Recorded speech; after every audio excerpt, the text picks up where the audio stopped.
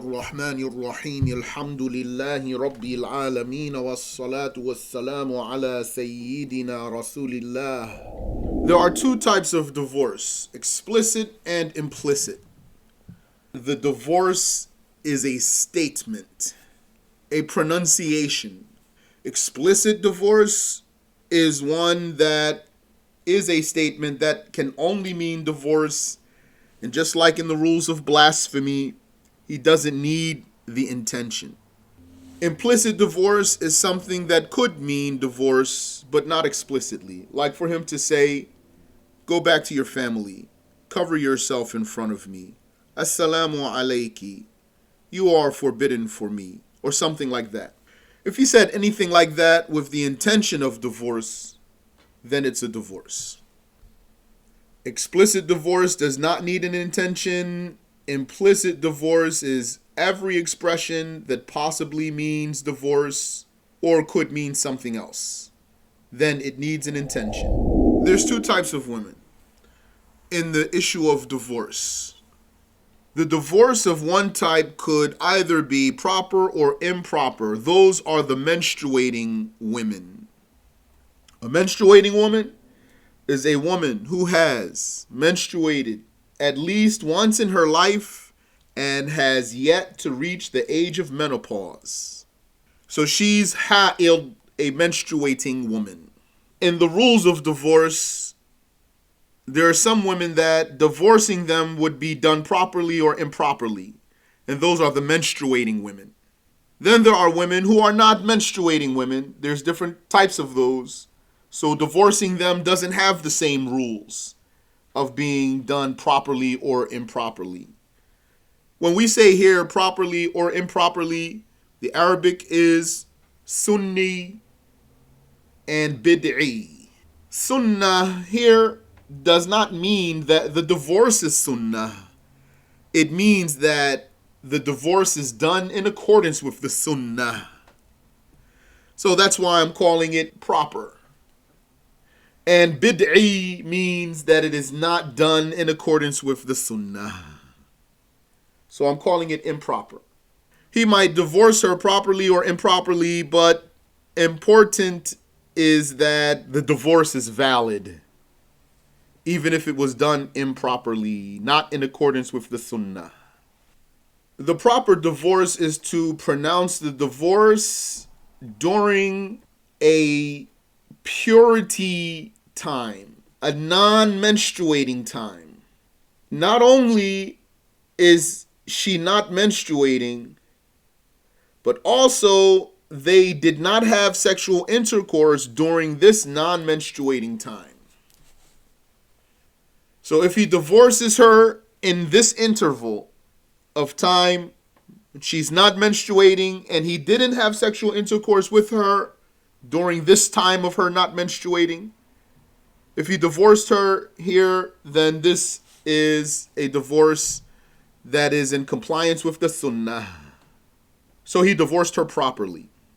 The improper divorce is to pronounce the divorce while she's menstruating or when she's not menstruating, but he had sexual intercourse with her.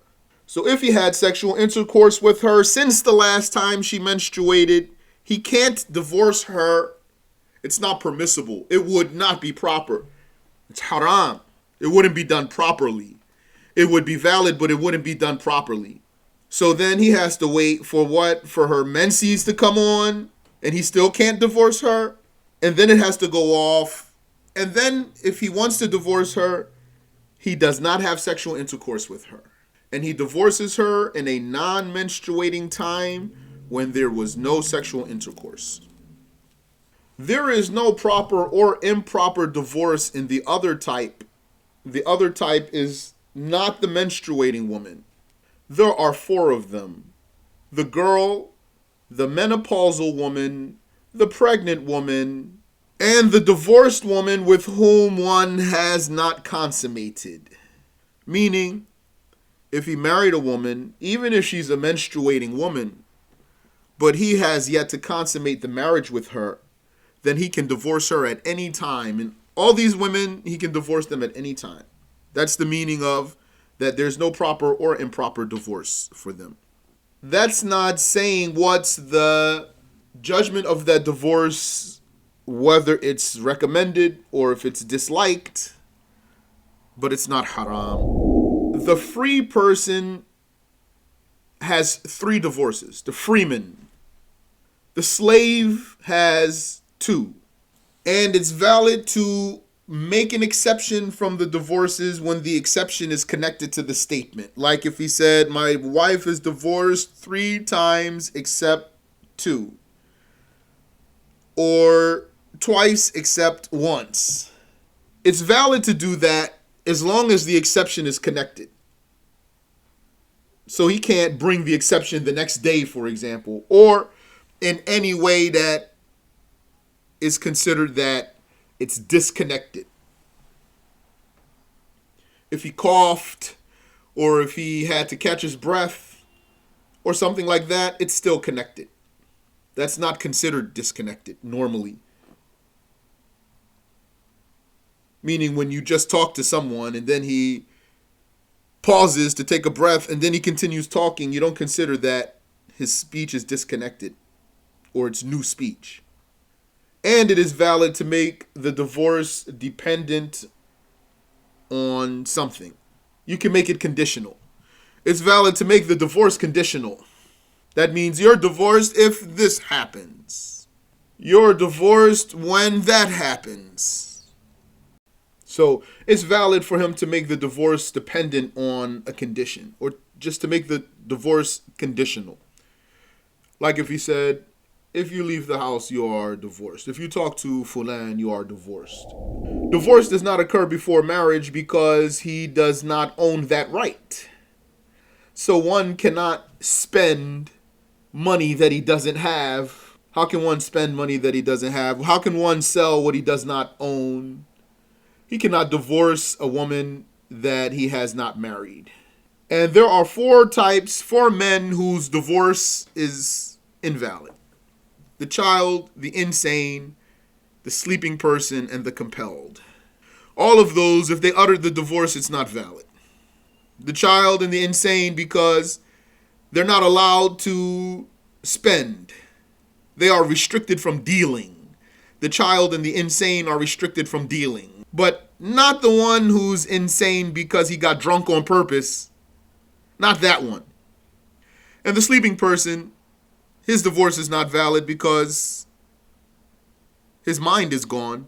And the compelled person, his divorce is not valid because the compelled one is exempted in the religion. And being compelled to divorce is less than being compelled to commit blasphemy. When it comes to committing blasphemy, you could only say the blasphemy if they threaten to kill you, with a credible threat from which you could not defend yourself. Not if they threaten to take your money or put you in prison or beat you only, then you can't say blasphemy. But for issues less than blasphemy, a person, if he does what he was compelled to do, it won't be valid. So if he was compelled to divorce his wife, like her brother said, here we are, ready to beat you if you don't divorce our sister. So he said, I divorce your sister. Then she's not divorced. If someone divorced his wife once or twice, he can return her or reinstate her as long as her iddah has not passed. That return does not require a witness. It requires him to utter. He has to say, I now reinstate fulana as my wife, or something that means that. If her waiting period expired, then marrying her is lawful for him with a new contract. Her iddah passed and he didn't take her back. Now he can't have her back unless she accepts to marry him. It would be lawful for him to marry her again, but they have to do a whole new contract and no one can force her because it's a new contract. When it came to returning her, she didn't have any control over that. So that's what comes along with the contract. Let the person learn so that they know what they're getting involved in. And let not any husband intentionally keep his wife ignorant so that he can take advantage of her. So then they would have to do a whole new marriage contract with witnesses and guardian. Then she would be his wife, but only with the remaining number of divorces. So if he divorced her once and her iddah passed and they did a new marriage, he has 2 divorces left. If he divorced her twice and her iddah passed and then they did a new marriage, they have 1 divorce left. If he divorced her thrice, she can only be lawful for him after 5 things take place. For her waiting period to expire, for her iddah to expire, 1. 2, for her to marry another man. That's just doing the contract only. 3, for him to penetrate her with an erection. That's what Abu Shuja' said. He said, وَدُخُولُهُ بِهَا وَإِصَابَتُهَا. It means what I have already said. 4, for him to divorce her. And 5, for her to finish her waiting period from him. Then he can marry her again, and they have 3 divorces from the beginning. If someone married her just so that she can get back with her original husband, that's not haram, but that's disliked. The khula. What is it?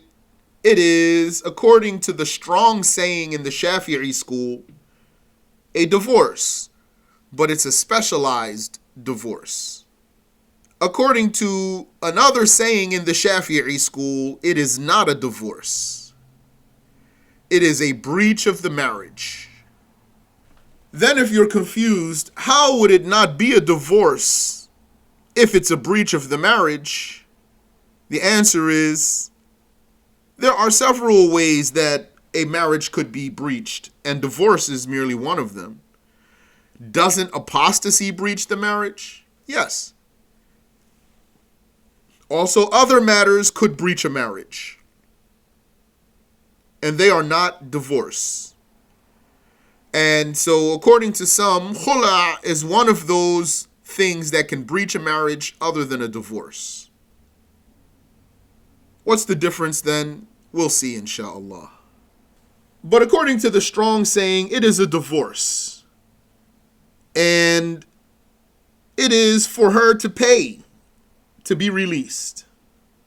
Now, very technically, it's a payment that goes to the man's side for the release. It's not a condition that the woman is the one who pays for that. So someone else could pay for that. Her brother might pay for that. Like the man won't divorce his sister. And he goes to him and talks to him and says, how about I pay you to give her a khula? How much you want? And then he can get his sister out of that, inshallah. So, but usually it's going to come from the woman. And because of it, then she has control over her own situation. That means she gets out of the marriage. She basically ransoms herself.